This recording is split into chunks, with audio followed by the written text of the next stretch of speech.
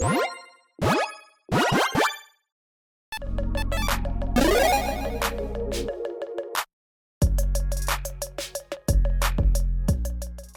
everyone, Mitch coming in from the Commander Score Studio. Welcome to the show. So, Lost Caverns of Ixalan spoiler season is tearing along. My goodness, we've got a lot of exciting cards, and so many came out so far that I haven't been able to keep up.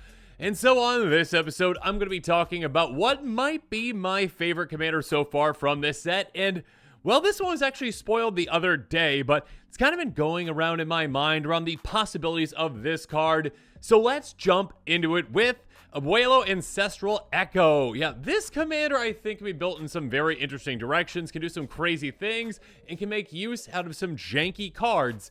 And those tend to be some of my favorite commanders when you have a commander that can utilize some off-the-wall and janky cards that, well, might not see a lot of play, or can see play in a different way with this one. So let's talk about a 2/2 legendary creature spirit with flying and ward 2. So there's some protection there. Pretty low to the ground at 3 mana in Azorius colors. Pay 1 in Azorius colors. Exile another target creature or artifact you control. Return to the battlefield under its host control to begin the next end step. So basically a repeatable blink effect. Kind of like, in a way, Deadeye Navigator, but also for artifacts. And instead of Deadeye Navigator's effect, it is a delayed effect, which is definitely needed, because if not, it'd be like, oh, Peregrine Drake, you win. I mean, you don't win, you've got infinite mana, but yeah, we don't need another exact copy of Deadeye Navigator out there. This is an interesting one that allows you to, again, delay blink certain things. And some of those things you really would like to have delayed blinked and coming back later. I mean, just at a base level, okay? If someone casts a board wipe, you can say, well, that's not nice. Thank you for destroying all my plans and hopes and dreams. And now I'm just going to spend 3 mana to save my favorite thing. Or, you know, spend 6 or 9 or whatever. Save a couple of different pieces. So at a base level, it's some good protection. Unfortunately, you cannot have Abuelo exile itself. That being said, you might have other ways to protect it. But yes, there are certain things that we can really use and abuse, especially some fantastic ETBs. And again, ETBs potentially on some cards that, well, especially one that comes to mind. The first one that did come to my mind that I really like using whenever possible, but there's not many possibilities for this card for mini decks out there, and it's a very cool and very spicy card. That being said, I think this is an exciting commander. I think many players out there might be excited about it as well. Let me know in the comments below if you are one of them. Regardless, on this episode, I'm going to talk about some budget buys and some pricier picks, some cards that, well, you might want to consider if you are building around this commander. Now, with all that said, let's jump into those cards.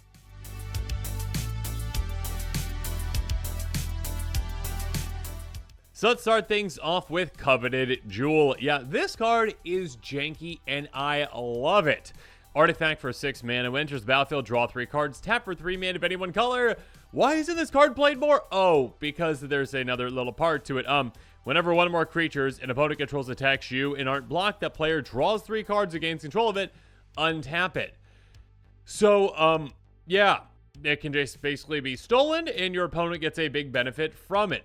That being said, yeah, with this commander, you can say, hey, opponent who's thinking of attacking me, and you might think you might get Coveted Jewel, and you might be able to get the mana from it and get the cards drawn from it.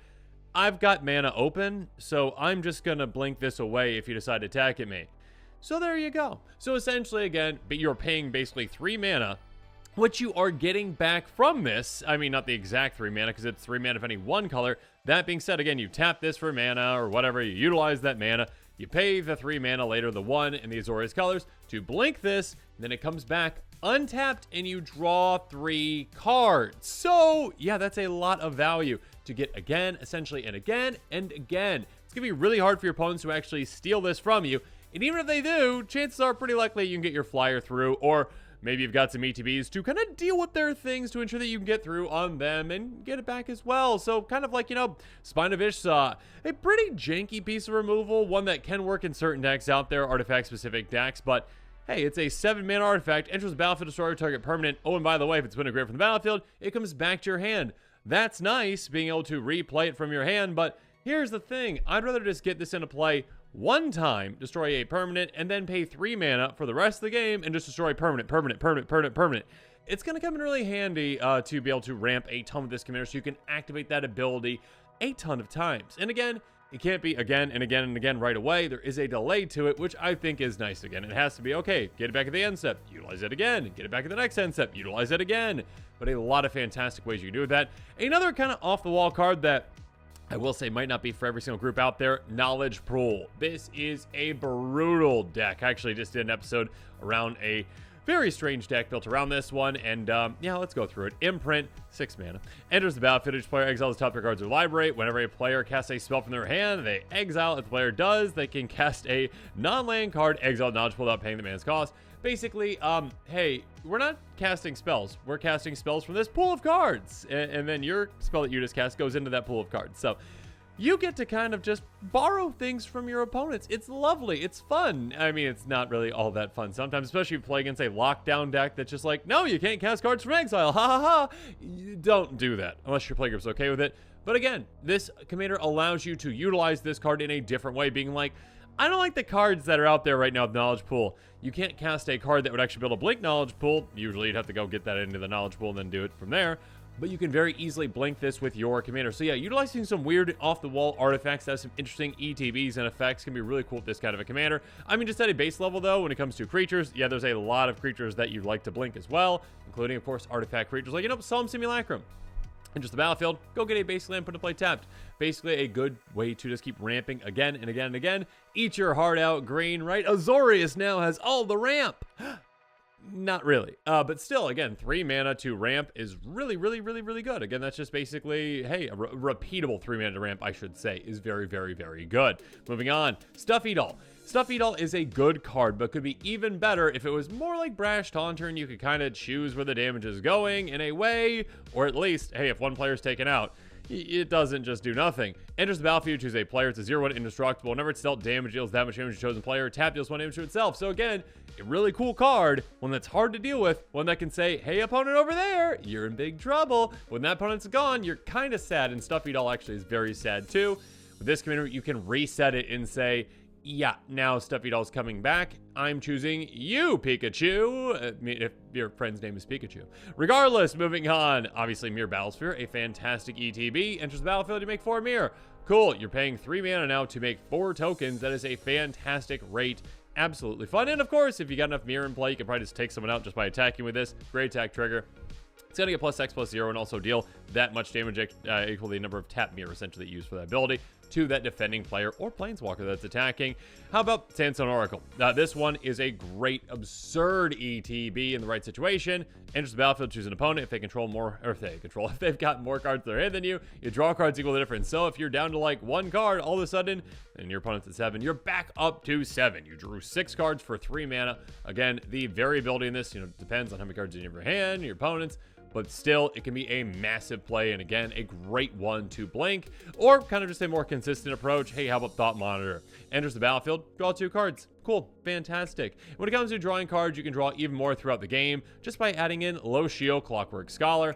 Prevent all damage to be dealt to attacking artifact creatures you control, so that's nice. Again, if you've got a lot of artifact creatures in the deck, which you might if you lean more heavy artifact, cool, do that. But also, more importantly, whenever one of our artifact creatures in the battlefield under control draw a card, triggers only once each turn, so no matter what creature you are blinking, as long as it's an artifact, if it's Solemn Simulacrum or Thought Monitor or whatever, cool, you get an extra card drawn, which is incredible. Again, only once each turn, but hey, you're really probably only blinking once each turn anyways, or at least they're coming back on the next end step. So there you go. You can take advantage of this, and with each ripper on the table, you could potentially draw 4 cards just with this.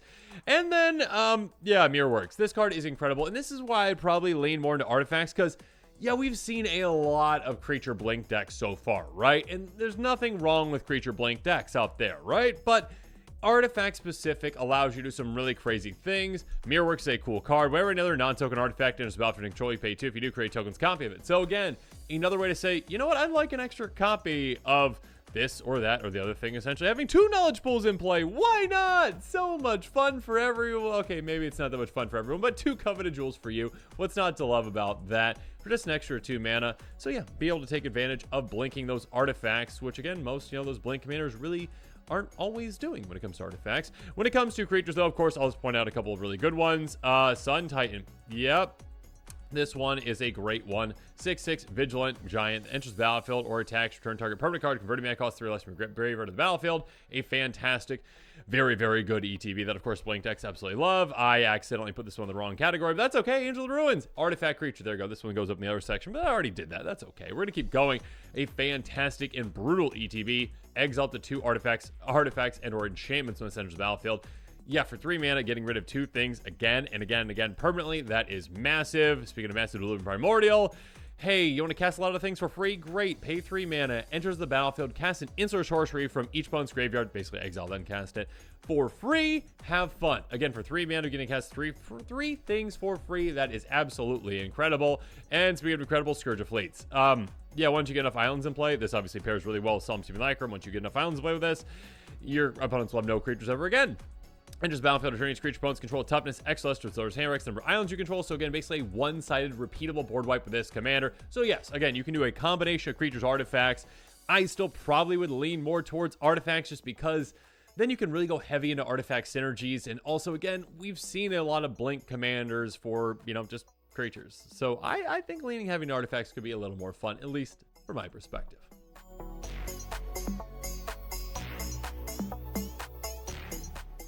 But now let's move on to the pricier picks. And first up, yeah, Training Grounds. This used to be an incredibly expensive card. Finally got reprinted, dropped its price quite a bit. Still not quite into my budget territory still. Training Grounds is a fantastic card. Enchantment for a single blue mana. Activated as creature control. Cost 2 less to activate. Can reduce the cost less than 1 mana.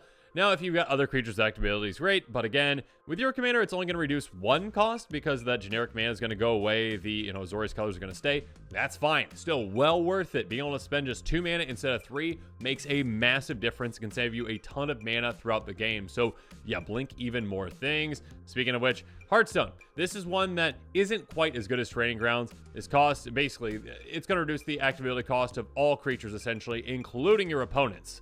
And that's okay. By 1. That's okay. I mean, this might really heavily benefit them, but again, it's going to benefit you a ton. You know it's going to benefit you a ton because your commander's activated ability is going to be 2 instead of 3, so definitely take advantage of that. Speaking of take advantage of things, take advantage of all your ETBs with Panharmonicon or the other new, Panharmonicon type cards like Elish Nord.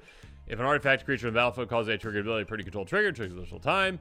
Double up all of your ETBs. This is absolutely absurd and insane and, yeah, really, really disgusting. Just think about this with Coveted Jewel. Draw 6 for 3 mana. Yes, sign me up for that, please. Except Panharmonicon is probably never going to be budget-friendly. Boo-hoo. Moving on. The Might Stone and Weak Stone. Enters battlefield, choose 1, draw 2 cards, which is nice. Or also, target creature gets -5/-5 until end of turn. This can also tap for 2 mana, which is nice. But also, again, yeah, hey, either take out a creature or draw 2 cards. What's not to love about that? Speaking of taking out creatures, brutal! Portal to Phyrexia. Enters the battlefield, each opponent sacrifices 3 creatures. Yeah, again, total of 9 creatures dealt with, essentially, every single time this comes into play. And yeah, it's 9 mana, but again, you are heavily incentivized with this commander to ramp a ton and have a ton of mana, and then utilize brutal cards like this, and then blink brutal cards like this. Your opponents never have any creatures ever again. On top of that, begin for upkeep, you get target creature from a graveyard on battlefield under control, and now it's a Phyrexian. So take the best creature out of the graveyards and say, it is mine. It is mine. And then also, yeah, there's some good creatures that you can blink as well, like Ranger Captain of Eos. Enters battlefield, destroy life creature card with converting mana cost 1 or less, reveal in your hand, then shuffle. You can also sacrifice it, and your opponents can't cast 9 creature spells this turn. So if you've got a lot of good not creatures, if you've got a lot of good creatures in your deck that cost 1, make sure you're considering this one. Or if you got some good spells that you want to go get. Spell Seeker is a great one. ETB, search life for an instant sorcery with mana value 2 or less, put in your hand, then shuffle. So another great way to just say, I'll pay 3 mana to tutor up a good card, maybe some removal, maybe a draw spell, whatever you need essentially. Or how about a finisher again for an artifact build, Cyberdrive Awakener, a 4/4 flyer, other artifact creatures control flying, nice evasion there for all your creatures. Enters the battlefield until end of turn, each non-creature artifact you control becomes an artifact creature's base power type 4/4, a great finisher, and again, one that you can utilize multiple times if you need to finish off all your opponents with your commander. But now this episode is coming to a close. It's time for me to hear from you. So in the comments below, let me know what your thoughts are on this brand new commander. Yeah, I think it's a very exciting one. I think it's got a lot of possibilities. And again, it does open a lot of things up again as a kind of fix Deadeye Navigator, because yeah, Deadeye Navigator is broken because you just get that creature back right away again and again and again. This one delays the effect. Again, it's a delayed blink effect, which can benefit you more from, avoiding board wipes, but it's less broke when it comes to just using and abusing like Peregrine Drake.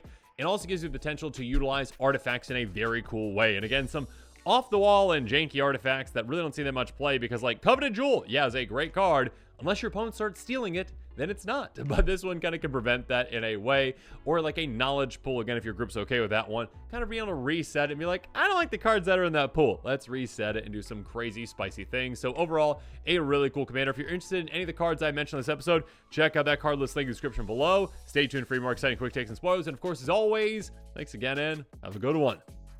This show and episodes like this one are possible thanks to viewers like you. If you're looking for an easy way to help support this show, make sure that you like, share, and subscribe. Also, hit that bell notification icon so you don't miss any new episodes. You can also go check out our playmats and other merchandise at thecommandersquarters.com. We also have a ton of brand new t-shirt designs in stock, so make sure you check out those as well. Another easy way to support this show is with our TCG player affiliate links. So whether you're buying a deck or individual cards, you can use this general link right here or one in the description. And the final way that you can support this show is by supporting us directly by becoming a patron. There are many benefits to being a patron, and I truly couldn't do this without all of their support.